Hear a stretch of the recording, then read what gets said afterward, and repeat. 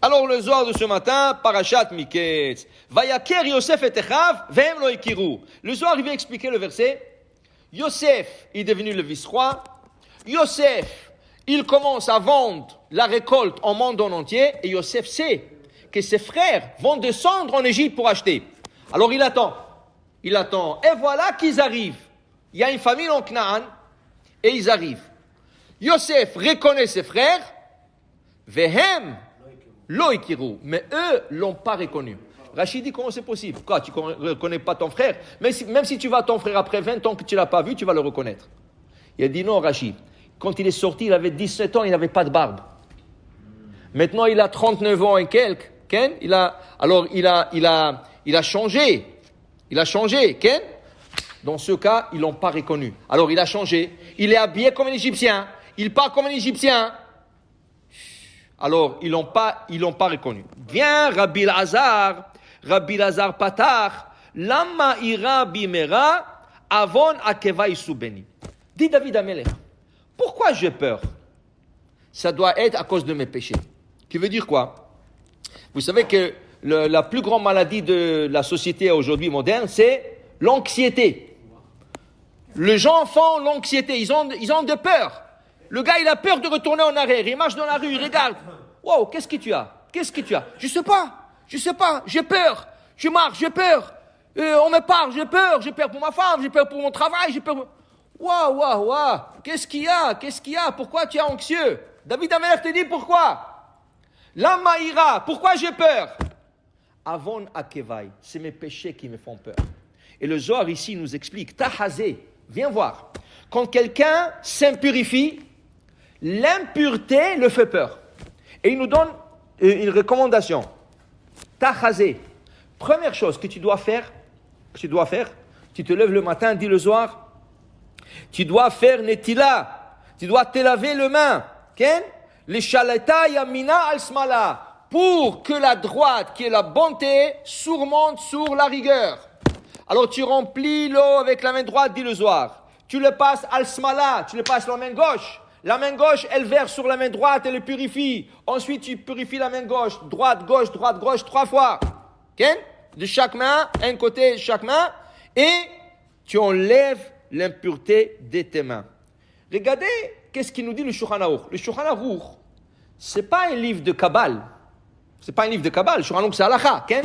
Il nous dit, il y a des choses que si tu ne le fais pas, tu vas avoir peur 3 jours et tu ne sais même pas pourquoi tu as peur. Par exemple, tu te coupes les ongles. Tu fais pas netila après, pendant 3 jours tu as peur et tu sais même pas de quoi tu as peur. Tu vas chez un psychiatre, monsieur, vous êtes anxieux, vous avez l'anxiété, des pilules, il va t'embourrer des pilules. Si tu t'aurais demandé à Rabbi Shimon Bar Yochai, il t'aurait dit, monsieur, lave-toi les mains après que tu as coupé les ongles, c'est tout. Tu vas dans la salle de bain, tu sors, tu te laves pas les mains, d'abord c'est hygiénique. Okay? Mais il y a des gens qui s'en foutent, ça ne le regarde pas. 3 jours, tu as peur et tu ne sais même pas que tu as peur. Tu vas chez le coiffeur, tu te coupes les cheveux. Tu dois faire netila. Sinon, tu as peur et tu ne sais pas que tu as peur. Et le matin, tu ne te laves pas les mains. C'est la plus grande impureté. Là, ça a vraiment peur. Alors il dit, David Amelech, la maïra, pourquoi j'ai peur? Ah, je sais pourquoi. Avon akevai. Parce que j'ai fait des j'ai fait des péchés. Mais quel péché, dit le Zohar? Quel péché? Tu emmènes l'impureté sur toi. Et l'impureté, c'est elle qui te fait peur. Donc, les gens qui vont chez le psychiatre, okay? C'est eux qui le rendent fou. C'est le psychiatre qui le rend. Il n'est pas fou, le gars, mais il le rend fou. Il lui donne des pilules. Des gens qui vont consulter des marriage counseling, des conseillers de mariage. Qu'est-ce qu'ils leur font? Ils leur tirent leur argent, des consultations. Et après 10 ou 15 consultations, qu'est-ce qu'il lui dit le gars? Ah, vous savez, je vois, vous n'êtes pas fait un pour l'autre. Ah, mais pour 15 consultations, tu leur as pris $300 par consultation, ça c'était bon, hein? C'était bon, mais à la fin, tu n'as pas trouvé la solution? Tu vas chez un rabbin, tu es shalom bayit. Tu t'assois avec le rabbin, il va t'expliquer qu'est-ce que tu dois faire lui, toi, et qu'est-ce qu'il doit faire elle. On fait le shalom, quand vous vivez ensemble, il y aura peut-être encore un peu de problème, et on arrange ça. Pourquoi tu vas chez un psychiatre, chez un consultant comme ça, qui vont te rendre fou et qui vont te divorcer à la fin? Avon a kevai.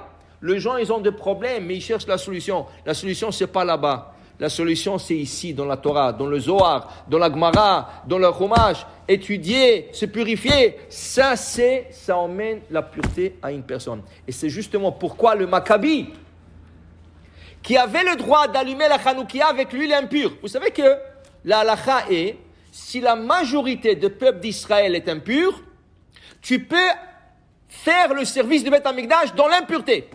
Par exemple, la Gemara dit Korban Pesach. Si quelqu'un, un individu est impur, il ne peut pas faire Korban Pesach. Mais si la majorité du peuple d'Israël est impur, il peut faire Korban Pesach. La même chose pose le Pnei Yoshua, un des grands commentateurs du Talmud. Pnei Yoshua, il pose une question. Donc, pourquoi le Maccabi ont cherché de l'huile pure? La majorité des peuples étaient impurs. Tout le monde était, 85 ou 90% du peuple était hellénisé. Ils ont pris déjà la culture et la coutume grecque. Alors pourquoi ils cherchaient de l'huile pure? Ils pouvaient l'allumer avec de l'huile impure. Dit le Pnei Yoshua, tu sais pourquoi?